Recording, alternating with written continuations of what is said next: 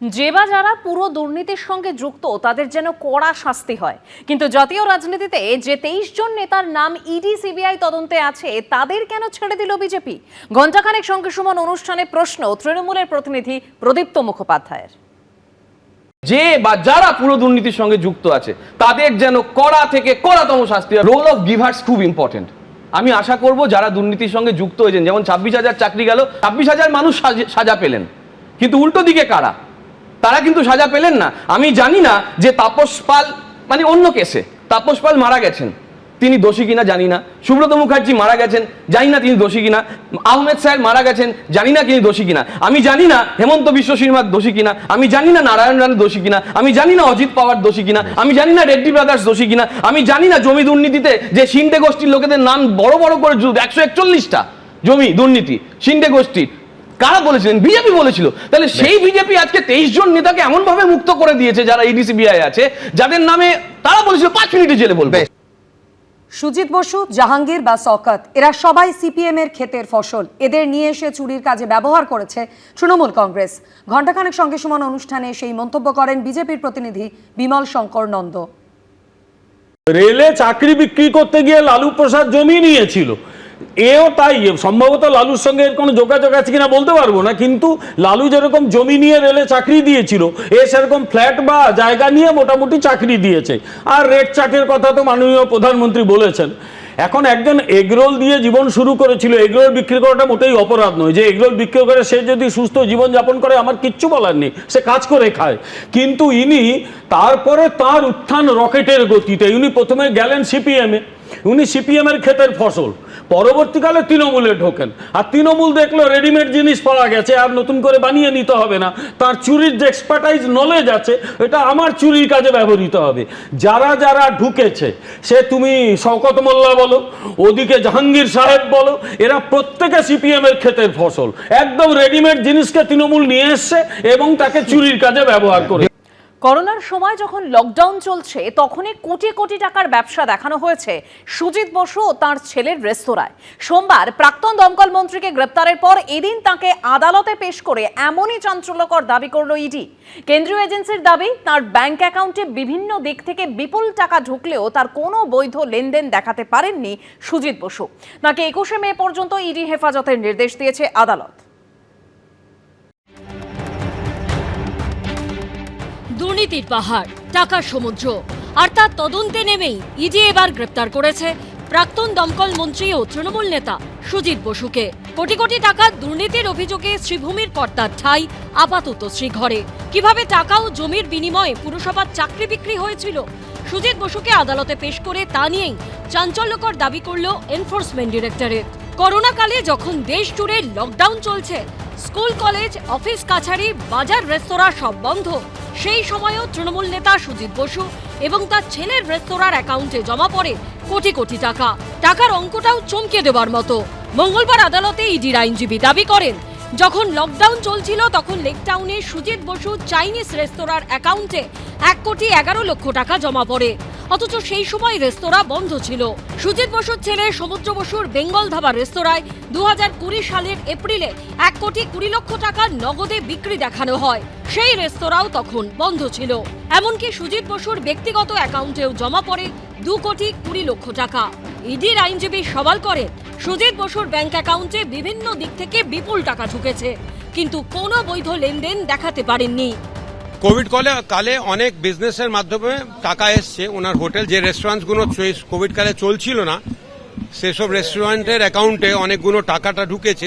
যেখানে ব্যবসা চলছে না তখন কি করে টাকা মানে ওনারা পেলেন বা আর্ন করলেন, সেটার কোনো ভিত পেলাম না আমরা। 2010 সাল থেকে দীর্ঘদিন দক্ষিণ দমদম পুরসভার ভাইস চেয়ারম্যান ছিলেন সুজিত বসু। পুরনিয়োগ দুর্নীতি মামলায় সিবিআই যে চার্জশিট দিয়েছিল তার 11 নম্বর পাতায় দাবি করা হয়, বেআইনিভাবে সবচেয়ে বেশি চাকরি দেওয়া হয়েছে দক্ষিণ দমদম পুরসভায়। 2014 সালের পর সেখানে 329 জনের নিয়োগ হয় টাকার বিনিময়ে।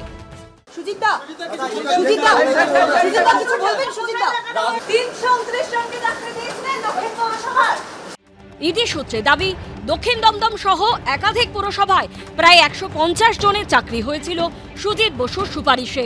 কখনো টাকা, আবার কখনো জমি বা সম্পত্তির বিনিময়ে সেই চাকরি বিক্রি করা হয়। মঙ্গলবার আদালতে ইডির আইনজীবী দাবি করেন, শ্রীভূমিতে একটি বহুতলে সুজিত বসু ও তার পরিবারের সদস্যদের নামে 3টি ফ্লোর রয়েছে, অথচ তার জন্য কোনো আর্থিক লেনদেন হয়নি। টাকা না নিয়ে কে বাড়ি দেবে? আসলে সম্পত্তির পরিবর্তে দক্ষিণ দমদম পুরসভায় চাকরি দেওয়া হয়েছিল। কেন্দ্রীয় এজেন্সির দাবি, সুজিত বসু ও তার পরিবারের সদস্যদের ব্যাংক অ্যাকাউন্টে গত 7 বছরে জমা পড়েছে 8 কোটি টাকা।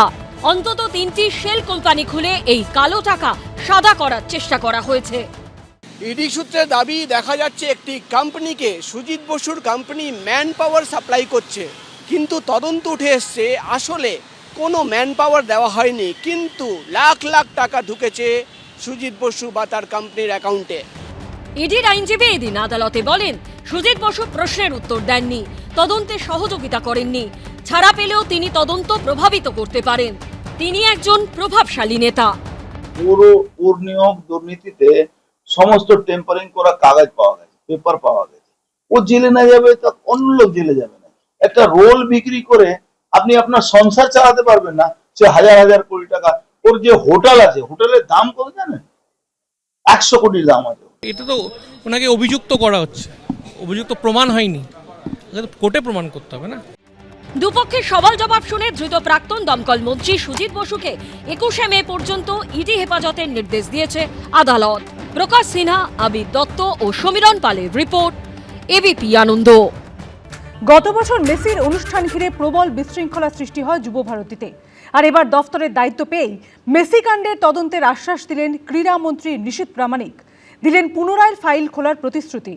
অন্যদিকে প্রাক্তন ক্রীড়ামন্ত্রীর বিরুদ্ধে একরাশ ক্ষোভ উগরে দিলেন মেসির অনুষ্ঠানের মূল উদ্যোক্তা শতদ্রু দত্ত। মেসি কাণ্ডের আমি ফাইল চেয়েছি, ফাইল দেখব। রাজ্যে পরিবর্তনের পর এবার ফের খুলতে চলেছে মেসি কাণ্ডের ফাইল। সামনে আসতে পারে নতুন দুর্নীতির তথ্য। সেই জল্পনা জোরালো হয়েছে ক্রীড়া ও যুব কল্যাণ মন্ত্রী নিশীথ প্রামাণিকের মন্তব্যে। গত বছরের ডিসেম্বরে লিওনেল মেসির অনুষ্ঠান ঘিরে ব্যাপক বিশৃঙ্খলার সাক্ষী ছিল যুব ভারতী ক্রীড়াঙ্গন। সেদিন কার্যত মেসি, সুয়ারেজ, ডিপলদের গায়ে ছেকে ধরেছিলেন নেতা, মন্ত্রী, ভিভিআইপিরা।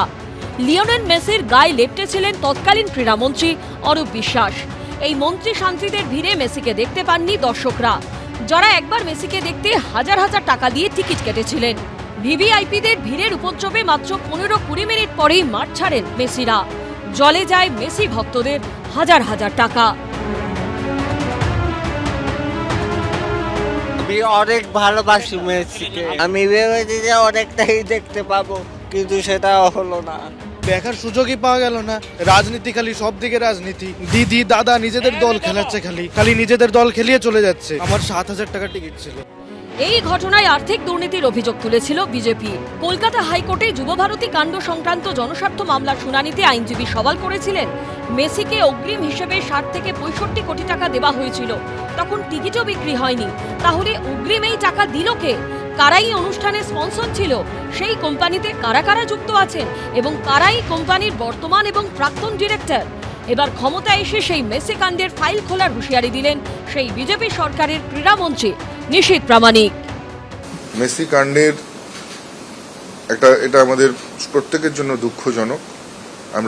আমি ফাইল চেয়েছি, ফাইল দেখব। প্রয়োজন হলে মাননীয় মুখ্যমন্ত্রীর সঙ্গে কথা বলে আমরা নিশ্চিতভাবে আপনাদেরকে জানাবো। যে সংস্থার যারা টিকিট বিক্রি করেছিল, আমরা বিষয়টিকে একদম তদন্ত আমাদের নিশ্চিতভাবে হবে। প্রবল সমালোচনা এবং চাপের মুখে ক্রীড়ামন্ত্রীর পদ থেকে ইস্তফা দেন অরূপ বিশ্বাস, কিন্তু গ্রেপ্তার করা হয় কেবলমাত্র অনুষ্ঠানের মূল উদ্যোক্তা শতদ্রু দত্তকে। আর কারোর বিরুদ্ধে কোনো ব্যবস্থা নেওয়া হয়নি। এবার রাজ্যে পালা বদলের পর এ নিয়ে আদালতে যাওয়ার হুঁশিয়ারি দিয়েছেন Shatadru Dutta. He played with the emotions of the state, emotions of the fan, and obviously I became the victim of it. Arup Biswas was not part of the show. Even the CP, I'll tell you to be very honest, CP also told him, sir, apni ebar mat theke berun. Lionel Messi got very, very upset. ডিসেম্বরে সেই সফরে আরও একাধিক শহরে গেছিলেন Lionel Messi. প্রতিটি জায়গায় তার অনুষ্ঠান হয় নির্বিঘ্নে, সুষ্ঠুভাবে। চোখ ভরে প্রিয় খেলোয়াড়কে দেখেন দর্শকরা। শুধু কলকাতার দর্শকরা বঞ্চিত রইলেন কাদের জন্য? গোটা ঘটনায় কি বড়সড় কোনো দুর্নীতি হয়েছে? আগামী দিনে কি তার সামনে আসবে? সেই অপেক্ষায় রয়েছেন অনেকে। ঝিলম করঞ্জায়ের রিপোর্ট, এবিপি আনন্দ, কলকাতা। এবিপি আনন্দ, এগিয়ে থাকে, এগিয়ে রাখে।